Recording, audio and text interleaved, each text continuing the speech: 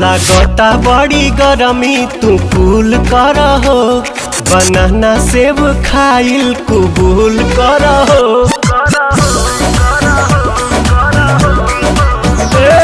लागता बड़ी गरमी तू कूल कर हो, बनाना सेब खाइल कबूल कर हो।